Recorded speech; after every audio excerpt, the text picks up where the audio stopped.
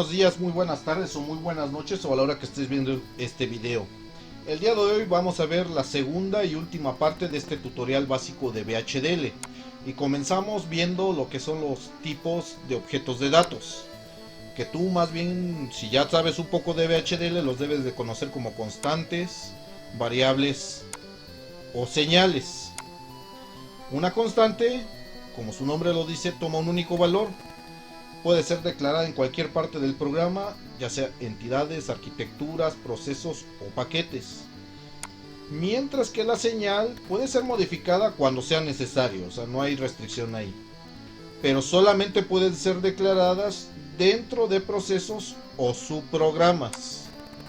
Y por último tenemos las señales que pueden almacenar o pasar valores lógicos. Por lo tanto pueden pasar como elementos de memoria, conexiones, o pueden ser sintetizadas como simples, como lo que dice, señales.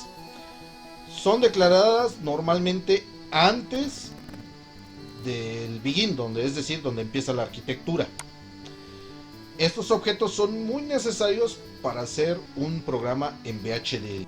Para dejar más claro qué son los objetos de datos, vamos a ver un ejemplo de cada uno. Tenemos el de las constantes, donde tenemos la palabra constant, que es como definimos una constante, su identificador, el tipo de constante que vamos a manejar y el valor que se le va a meter. El ejemplo sería, ponemos una constante que se llama byte, de tipo entera, es decir, integer, y con un valor 8. Lo mismo sucede para las variables. Si se dan cuenta, es idéntico al de la constante cuando la declaramos. Lo mismo pasa con las señales. Aquí debo de hacer una acotación de que en las señales tenemos la asignación con 2 puntos y el signo igual. Sin embargo, ya en una arquitectura corriendo no se asigna de esa forma. Otra cosa que también se debe mencionar es que no es posible convertir un objeto a otro de forma directa. Me explico. Yo no puedo convertir estas señales a estas variables y viceversa, pero sí se pueden hacer de forma indirecta. Ponemos este ejemplo. Supongamos que tenemos una señal con este tipo de señal, ¿no? Tipo Standard Logic Vector, y le queremos meter un integer número bits. Se puede con esta acotación de conversión, aunque hay algunos compiladores que manejan la instrucción to. Eso ya hay que ver cuál es la sintaxis correcta. Pero yo sé que suena repetitivo. No se debe olvidar que las variables únicamente pueden ser ejecutadas dentro de los procesos. Ahora, ya dentro de una arquitectura hay estos tipos de descripciones. Ya vimos lo que son los objetos de descripción o de datos, pero las descripciones es algo diferente. En VHDL no es un lenguaje común como es el lenguaje C o el ensamblador, o incluso los orientados a objetos, porque el VHDL solamente describe un hardware, por eso se llama lenguaje de descripción de hardware. Y las instrucciones se ejecutan de forma paralela, es decir, lo que se llama concurrencia. Tenemos estos tipos de descripción: descripción de flujo de datos, descripción de comportamiento y descripción estructural. La descripción de flujo de datos es básicamente una instrucción de forma concurrente que asigna señales a través de este símbolo. Por eso les decía que había que tener cuidado en la parte que vimos de los objetos de datos, en la asignación de señales, que eran con 2 puntos. Aquí se hace con una flecha o el signo de menor que y más igual. Ahora vamos a ver lo que es una descripción de comportamiento.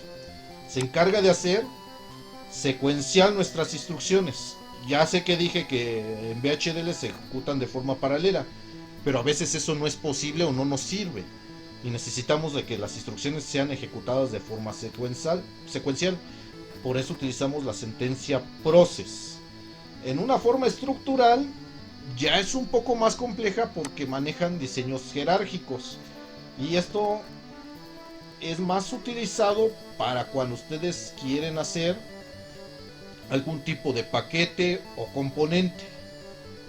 Ya que vimos estos tipos de descripción, creo que quedaría mejor con un ejemplo. Empezamos con la descripción de flujo de datos, donde para la descripción de flujo de datos utilizamos este ejemplo. Tenemos una señal, una asignación y utilizamos los conectores when, else. Y podemos hacerlo con varios tipos de asignación hasta que se nos acabe o hasta las que queramos. Un ejemplo de estos es, vamos a darle a la variable, a la señal S, este valor 00 cuando A y B sean iguales. Si no, va a ser este valor 01 cuando A sea mayor que B, y si no son ninguno de estos dos casos, cuando si no, va a ser 1 y 1. Este tipo de descripción es muy útil para dirigir datos y operaciones lógicas. Y también hay una instrucción muy similar al when else para process, pero lo vamos a ver un poco más adelante. Que vimos la descripción de un flujo de datos, ahora vamos a ver la descripción de un comportamiento. Habíamos dicho que se utilizaba con una instrucción process. Esta debe de ir acompañado de una lista de sensibilidad, o algunas los conocen como lista sensitiva. Dentro se declaran las variables y al final empieza el ciclo process con las sentencias secuenciales que ustedes vayan a usar. Y por último, se termina el process. El process puede ir con una etiqueta o no. Eso se usa siempre y cuando sea un solo process, o sea varios process en una arquitectura. Me explico, si yo tuviera un process como estamos viendo en este ejemplo, pues no necesito ponerle una etiqueta, pero si hay más de un process dentro de una arquitectura, aquí sí debo de ponerle process, una etiqueta, 2 puntos, y ya empezamos con mi lista sensitiva, mi lista de sensibilidad, que aquí lo manejo como C. La variable la estoy escribiendo aquí, variable Z es un standard logic, y empiezo mi process, que es la asignación del dato es inmediato y es de forma secuencial. Empieza con esto, termina con esto y al final termina el process. Aquí es lo que les estaba diciendo, la asignación después de ejecutarse sigue valiendo lo mismo, solo se actualiza al acabar el process, no antes y no después, no antes y no durante. Y la asignación en el momento de ejecutarse, en este caso Z, valdrá lo que sea la operación de A or C, es decir, el valor que tenía A antes de empezar el proceso. Este comportamiento es muy útil cuando se utilizan máquinas de estado o procesos automatizados. Ahora vamos a ver lo que es la descripción estructural. Ya habíamos dicho que en VHDL para declarar components se utiliza la palabra reservada component. Y tenemos la siguiente sintaxis donde component sigue al nombre del componente. Utilizamos el conector is y entonces sí, empezamos nuestro componente. Con la lista de parámetros con generic y la lista de puertos que voy a utilizar mi componente con port. Y al final terminamos con esta sintaxis de end component y el nombre del componente, que deben de ser idénticos. La sintaxis, como aquí lo vemos, pues es muy similar a la de la entidad. Y un componente se corresponde con una identidad que ha sido declarada ya sea en otro módulo de diseño, incluso en alguna otra biblioteca. Por eso la declaración de un elemento se realizará en la parte declarativa de la arquitectura del módulo que se está desarrollando, es decir, no dentro de la arquitectura. Se puede, pero no es recomendable. Puede dar errores de programación.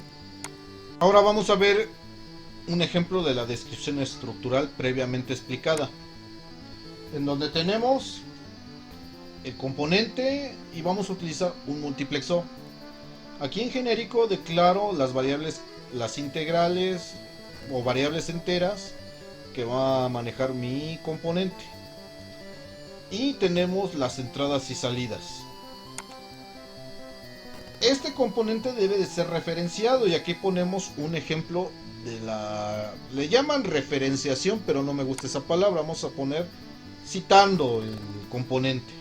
Pongo dos puntos y pongo component mux y aquí tengo la asignación de mis variables señales del generic map y posteriormente el mapa del puerto donde estoy haciendo ya la asignación tanto de entradas como de salidas.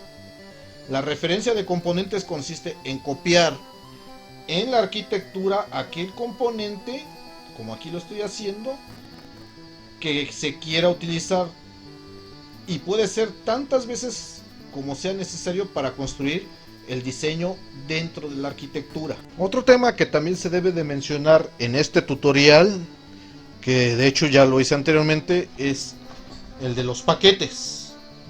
Y los paquetes básicamente es un conjunto de subprogramas, constantes, declaraciones o lo que ustedes quieran tener ahí con la intención de implementar algún tipo de servicio. Así pueden hacerse visibles las interfaces de los subprogramas y ocultar su descripción, es decir, nada más quiero usarlo como un tipo de subrutina o función en otro lenguaje de programación como en C. Un paquete se declara de la siguiente forma: con la palabra package, el nombre de mi paquete, el conector is y ya siguen las declaraciones. Al final terminamos con un end package y el nombre de mi paquete. Aquí ponemos un ejemplo de package body, que es el cuerpo de nuestro paquete, el nombre, y aquí sí tenemos ya declaraciones, subprogramas y terminamos el cuerpo del paquete. Los paquetes se separan en dos zonas, como ya lo mencioné, lo que son las declaraciones y el cuerpo, aunque esta última parte puede ser eliminada si no se necesitan funciones o procedimientos específicos. El nombre del paquete debe de coincidir en la declaración tanto del paquete como del cuerpo, es decir, si yo aquí declaro un paquete y un cuerpo de paquete, ambos deben de tener el mismo nombre. Vamos a ver un ejemplo de un paquete. Aquí tenemos la declaración del paquete package y le pongo aquí mi paquete como nombre. Mi conector is, el subtipo dir type is, estoy diciendo que dir type es un standard logic de 31 a 0, es decir, de 32 bits pero descendentes, en donde 31 es mi bit de mayor peso significativo. Después tengo un dato que es del tipo standard logic vector, pero este es de 16 bits. Declaro una constante que la llamo inicio y está definida también con el subtipo de dir type. Aquí es donde hay que definirlo como un tipo body. Después agrego una función y un procedimiento. Esto no lo vamos a mencionar en el tutorial básico porque nos llevaría varios videos y nos estamos desviando de este curso que es de arquitectura de computadoras. Ahora sí declaro el cuerpo de mi paquete. Si se dan cuenta, aquí tengo el mismo nombre en el cuerpo del paquete como en la declaración del paquete. Y aquí ya tengo tanto las funciones como el procedimiento.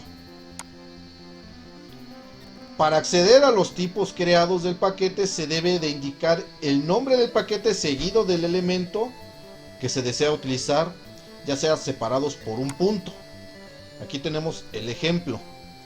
Dir variable y tenemos dos puntos, el nombre de mi paquete y el tipo. Y así es como lo mando a llamar. Sin embargo, hay otra forma de realizarlo más común que ya se hace en cualquier programa a través de la instrucción use work.mipaquete .all. Es decir, aquí puedo citar nada más alguna función o todas las funciones. Recuerden, es mejor ponerlas todas porque si no puede llegar a dar problemas al momento de compilar. Nuestra variable, el tipo, y con eso ya definimos o ya mandamos a llamar nuestro paquete. Se deben utilizar las sentencias use en el segundo caso seguido del nombre del paquete, es decir, la palabra work, y el método utilizar todo seguido solamente por puntos, como aquí lo mencioné, punto, y aquí en work punto punto. Para nuestro próximo video vamos a dar un pequeño tutorial del Model Sim para simular nuestros programas en VHDL, y ya esta va a ser la última parte de tutoriales en el curso de arquitectura de computadoras. Recuerda que si te ha gustado el video, dale un me gusta, suscríbete, activa la campana de notificación, y si crees que a alguien le sirve este video, compártelo. También si tienes alguna duda, déjala en la caja de comentarios y yo lo más pronto te voy a responder. Nos vemos en el siguiente video.